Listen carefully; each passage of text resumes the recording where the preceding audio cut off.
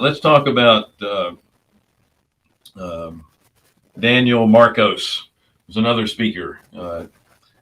Daniel is from Mexico. He graduated from University of Monterey. Uh, Actually, it was Monterey Technical Institute. He got a degree in finance. Mm-hmm. His dad, now he was. This is not a rags to riches story because his dad was he had a PhD in economics as well, so he's no slouch either. Oh, okay.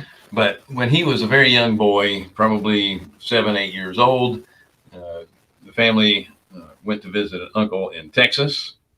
They were there for Christmas holiday. Mm-hmm. Christmas Day, Dad comes down in a suit when everybody else was opening presents. Mm-hmm. And he says, "Where are you going, Dad? Why are you in a suit?" He says, "I have to go back to Mexico. I have a client that I have to take care of an issue." Mm-hmm. And of course, being a kid, he's crying that Dad's not going to be there on Christmas Day. Asks his mom, "Why does Dad have to go and our uncles are here?" Mm-hmm. He says, "Well, your uncles are entrepreneurs. They own their own business. They don't have to handle clients on Christmas Day."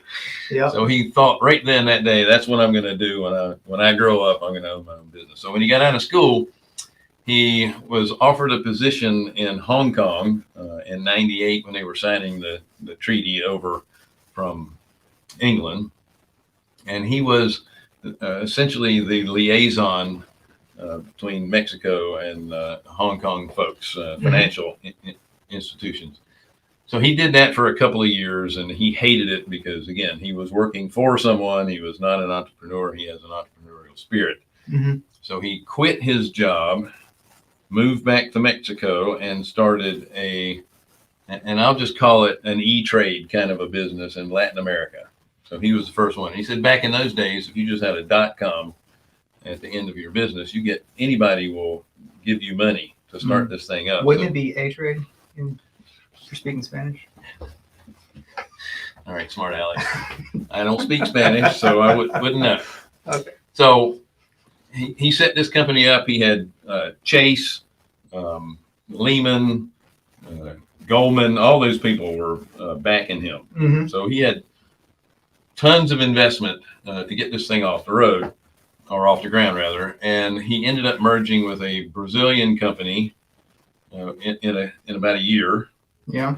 And then final piece to that is that he ended up selling the business to the largest financial institution in Argentina for $70 million.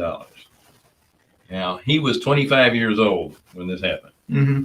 And he sold the business to a 24-year-old. I love it.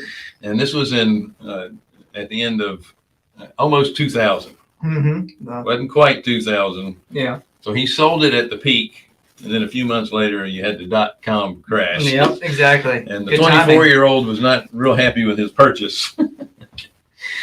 Anyway, so he took his money, was able to get a visa, moved his family to Austin, Texas, and started a mortgage company. Mm-hmm. And they were doing quite well. They had offices throughout Texas and California and a couple other states, had 120 employees.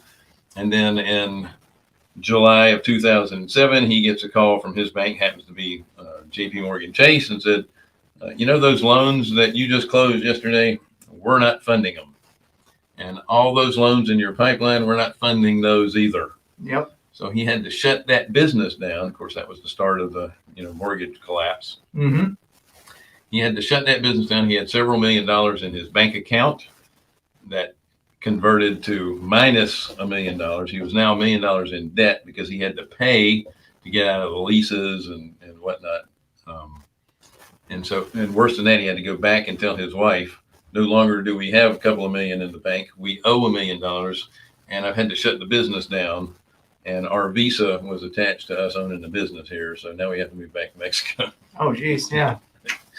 Big change. Yeah. So it was for a lot of people. Yeah. So kind of rags to riches. Anyway, so he after that. Now I got to go through the entire story, but I'm not sure I thought you just went through the entire story. No, I mean it goes on for a little bit longer. But he is partnered with. I can't believe I can't remember his name. Vern Harnish, the author of Scaling Up. Yep. So he now has a business where he consults with different businesses on how to scale up properly. And the thing that stuck out to me the most was, if you want a nice lifestyle business that's going to have a nice profit margin for you and your family, then you try to stay within the 12 to 15 employees. Mm-hmm. You get any bigger than that, and your only option is to set your company up or scale it to sell to somebody and get completely out of it. Yeah, and only if you can keep the profit margins where they need to be. Yeah. Well, the whole point of going above the 12 to 15 is so you can scale it to sell it. Mm-hmm. And otherwise, if you're just trying to grow that business and just grow it and grow it, you end up doing what we all talk about anyway, is that you're just going to create this machine that constantly needs to be fed. Yep. And your margins are going to continue to go down and down. You're going to do more and more work, and you're going to get less and less profit for it. So that magic number is between 12 and 15. Correct.